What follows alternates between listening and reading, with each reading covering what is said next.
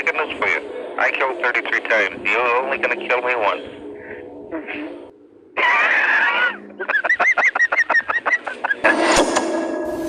And they suspect Casey as a main suspect. How does it feel knowing you are going to die? Of 33 young men and boys. Myself, and nobody felt he was insane. Insane, or was he evil?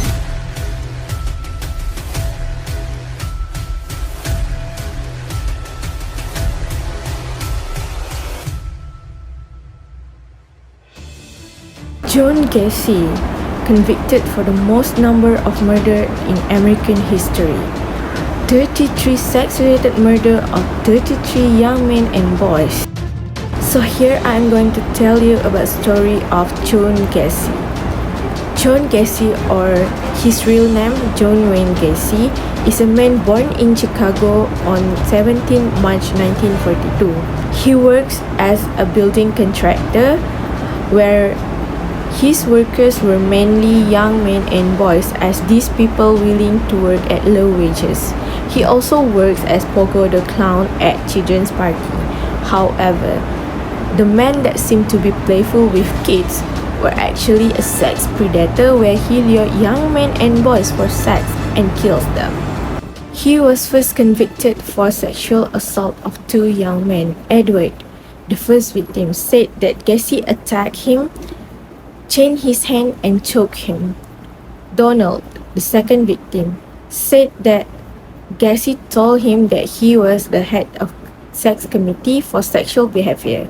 Here, both of them engaged in sexual act.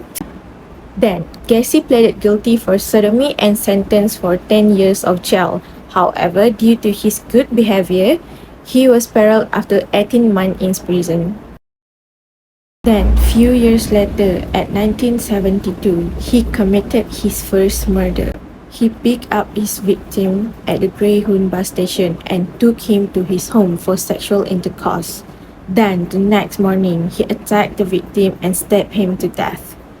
However, as per what he said, for 2 years, he halted his murder activities because he lived with his mother-in-law and his wife. Robert Peace was employed at drugstore, become a Gacy last victim after offer a higher paying job. So the Peace left the store after informing his mother that he was going to speak with a contractor about the job.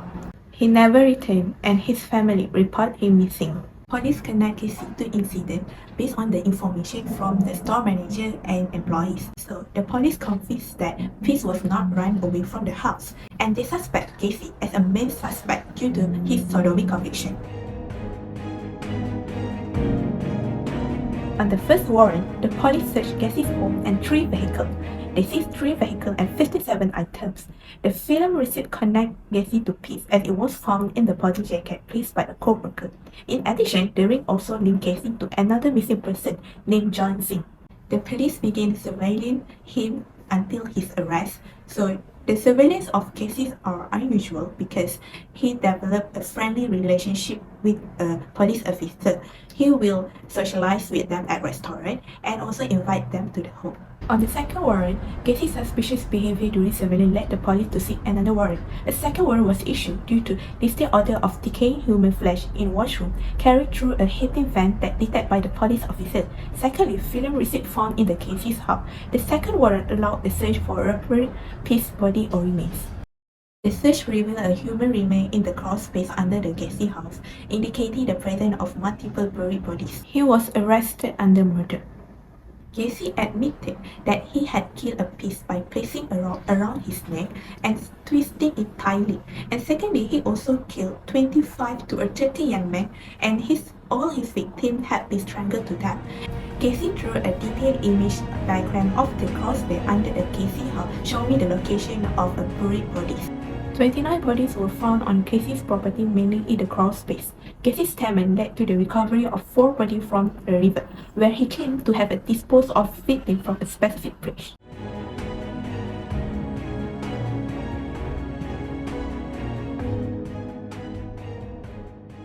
first survivor from John Wayne Gacy case was Robert Donnelly, who was a 19-year-old boy.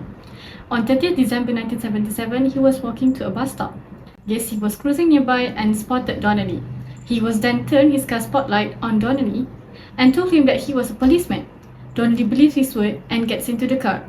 As soon as he gets into the car, he was handcuffed and driven to Gacy's house, where the nightmare begins. At Gacy's place, he was sexually tortured, including forcibly sodomized, and cartridge revolver was pointing on his head and was fired continuously and nearly drowned in the bathtub with a rope twisted around his neck. Since he used to be a clown, he chose one trick using a rope for the purpose of karate. He even said to Donnelly during the torture, "How does it feel knowing you are going to die?" But fortunately, Gacy released him, drove him back to Chicago, and dropped him off at the department store.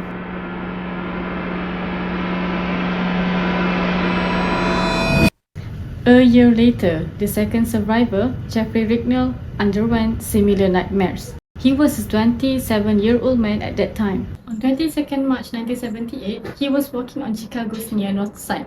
Gacy approached him in a different way by offering him a marijuana cigarette and a ride to a nearby bar. He accepted the offer and entered the car. As soon as he entered the car, a chloroform stock rack was pushed against his face till he lost his consciousness. The sexual abuse also happens at Gacy's house. He was restrained on a wooden board with holes for head and also arm, while Gacy, who was naked in front of him, is masturbating. He was repeatedly knocked unconscious by the usage of chloroform. After the attack, Ricknell was driven to Lincoln Park and dropped at the base of the statue. A doctor confirmed that Ricknell sustained serious injuries in the attack, mainly due to the chloroform, including permanent liver damage, facial burns, as well as rectal bleeding. Postmortem did attempt to lodge a police report but failed. This is due to the fact that there is no concrete evidence version from the attack and that Gacy was considered as a good man by the society.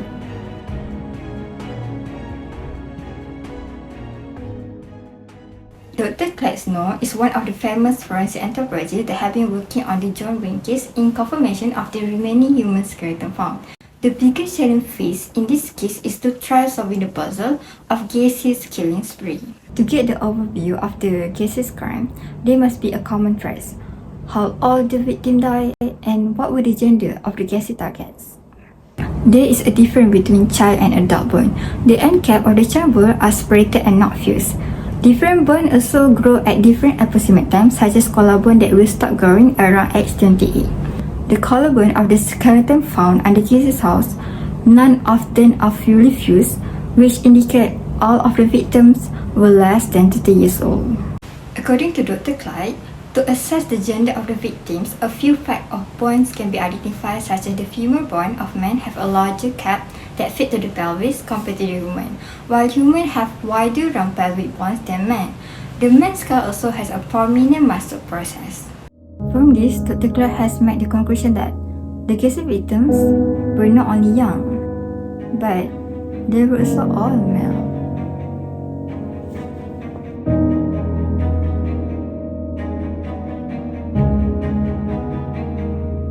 Police uncovered the remains of 29 bodies on the Gacy property in 1979, with another 4 dumped in the river. The identification of victims was made by using their dental records, as at that time there was no DNA testing yet. However, through the years where there is DNA testing established, more of the victims left are able to be identified.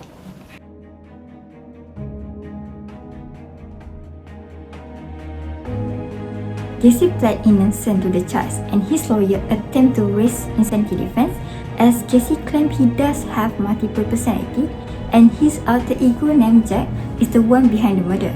However, one of the jurors said that he organized his life too well, he had control over himself, and nobody felt he was insane. The way he explained the crime was also accurate. The acts of murder, rape, and torture committed by Gacy to be sentenced to prison are not adequate punishment. There is also the possibility for Gacy to repeat his crime if he was in prison for life.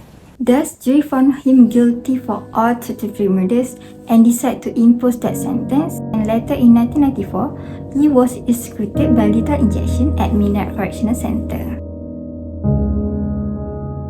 They all were human beings who deserved to live and to be respected, and that somebody loved. None of them deserved what happened to them.